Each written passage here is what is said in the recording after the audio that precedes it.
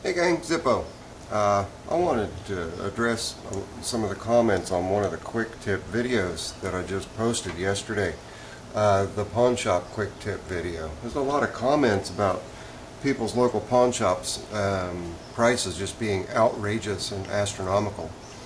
It helps to go in with a little bit of ammunition, so I'm going to give you guys some tips on what pawn shops, what types of pawn shops to go to, and how to barter your prices.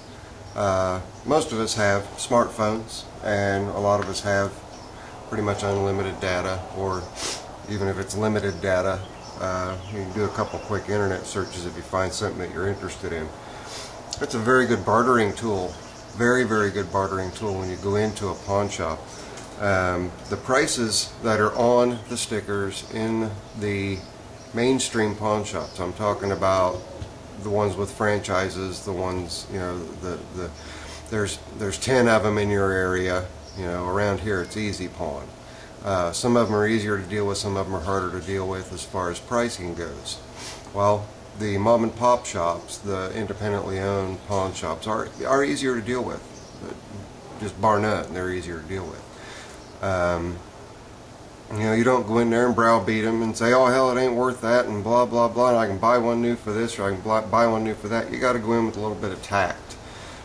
So this video is going to try to be somewhat in depth on how I get good deals at pawn shops. I've got a number of pawn shops in my area. There are two that I just don't go to. The reason being, they don't carry things of interest to me. Yes, they have knives and guns and jewelry, but that's about the extent of it. And it's also security riddled. You can't get in to actually see and touch the merchandise to inspect it. You have to ask to see this, ask to see that. To me, that's somebody trying to make a retail shop out of something that really isn't a retail shop. Okay? Yes, a pawn shop is a retail means, but it's also the earliest form of banking. It's how they started out. Pawn shops, you would take something of value to them, they would give you a loan on that item. You would pay a little bit of interest. They would keep your item. You would have a certain amount of time to pay it back. You pay it back and the interest back, you get your item back. You don't, they keep the item, resell it to recoup the money that they loaned you. Or you can go in and directly sell something. How you wish to handle it is entirely up to you. If you have an item of value and you're in a pinch and you know that there's going to be money coming in but it's not coming in quick enough, take that item of value down. You're only going to get a fraction of the value of the item. They have to protect their investment. So if you go in with a $1,000 gun, don't expect to get a $1,000 loan. You might get a $200 or $300 loan on a $1,000 item. That's so they can protect their investments.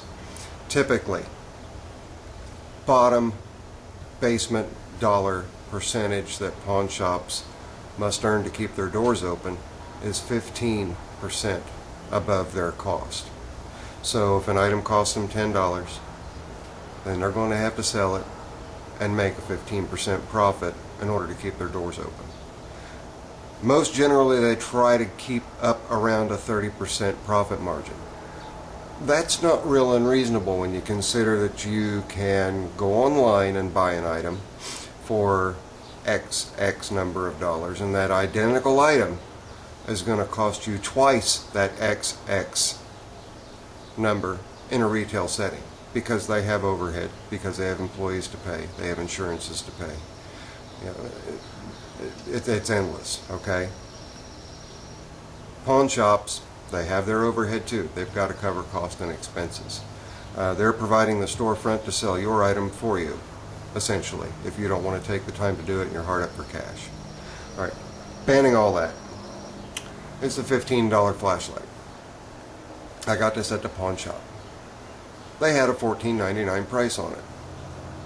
It's a $15 flashlight, new. It was new in the package, but it's a pawn shop. I know they didn't pay that for it.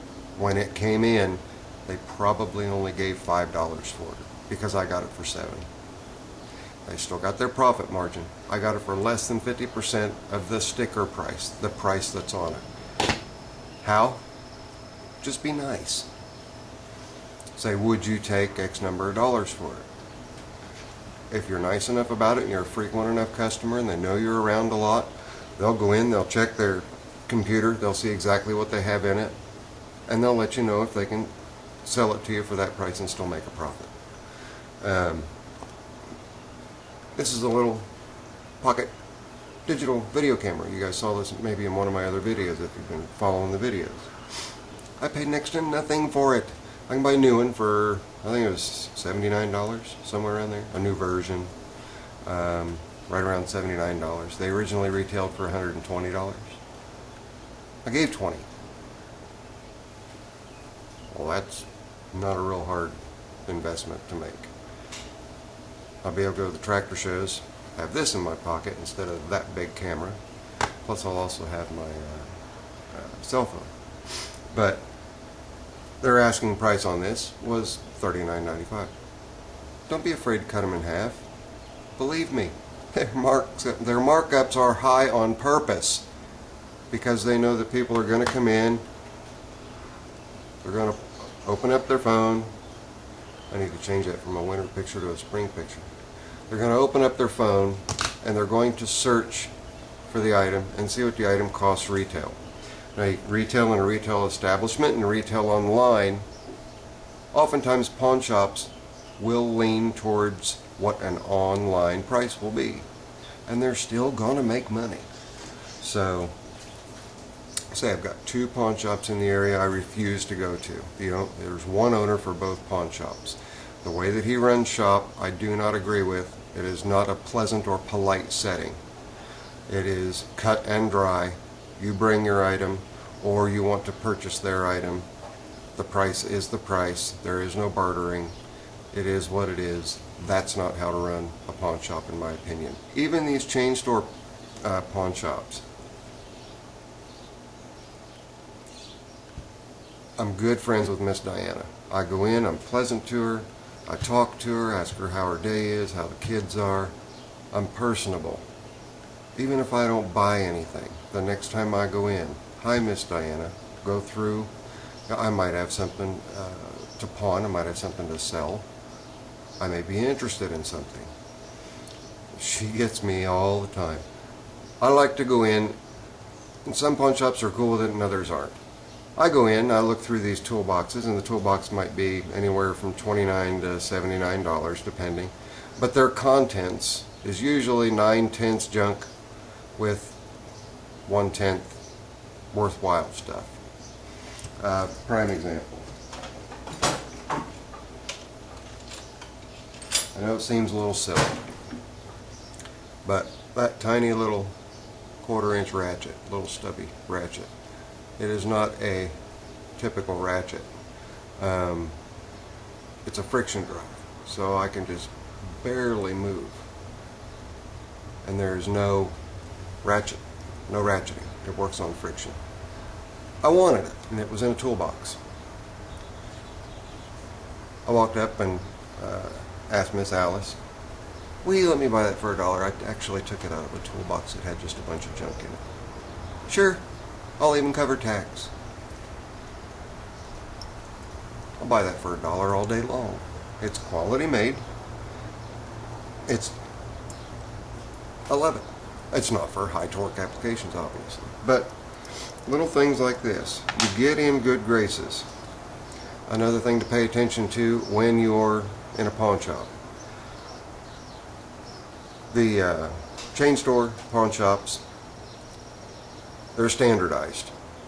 They all operate the same way. They'll all have a computer printed tag on the item letting you know how much the item is. Some of them even go so far as to tell you if the item sits here for this amount of time, the price goes from what it is now down to this. And if it sits for a little longer, it goes down to this, so on and so forth. That's a big key, that you look at the bottom dollar price. If it doesn't move inside of 4 months, that bottom dollar price is X number of dollars. They're still making their money at that bottom dollar, even if they sold it today for that. It is possible to convince them to sell for something in the middle, what their current price is and what their bottom dollar price is. I do it all the time, or I don't make the deal.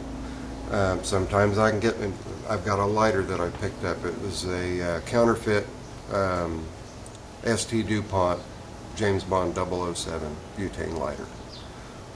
Nice lighter, but somebody thought it was a real ST DuPont lighter and way overpaid for it. And I kept telling Miss Diana, say, I'll give you 25 bucks for it. And they had over $100 on the lighter. I can buy a new one for 35. It literally took me a year before she realized I was right. The thing was only worth about 25 bucks and I got it for 25 bucks. So sometimes patience pays off, and hopes that nobody else is going to go in and purchase the item out from under you. But that's a risk that you have to take if you set your limit. And that's what I do. I set my limit. If somebody's not willing to let me have something for a certain price, I do without it. And it's just that simple. If it's a gotta have, I'll find it. It just may take me a while.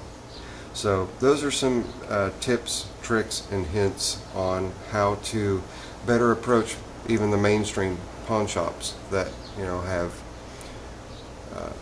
8 or 10 pawn shops in your area that are all owned by the same people.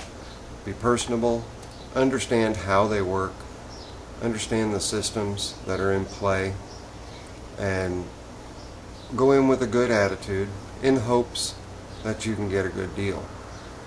That asking price, that's all that is. That's just an asking price.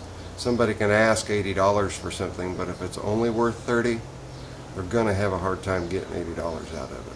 There are suckers born every day that'll go in and they'll pay retail, think they got a great deal. Don't get me wrong. I've seen it. I don't condone it. I don't condemn it. That's good business on one person's sense and foolishness on another person's. So this is not a quick video. This is a tip to better pawn shop experiences. So I hope this information has been helpful. I know the video is a little bit long. I tried to stay on key and on topic as best I could. And if anybody's got any questions or wants a little bit more help than what's provided in this video, please do contact me. I'm not real quick in getting back to replies, especially in the springtime, because I'm very busy in the spring. But get with me if you have any questions. And use your internet capability of your phone to get your information and go in with both barrels loaded so that you can give a fair price, offer a fair price, and possibly get a fair price for an item. So just use your best judgment. Asking price in a pawn shop is only an asking price. It does not mean that's what you can walk out of there with. So that's it. This is Zippo. I hope that this was helpful. Later. I'm out.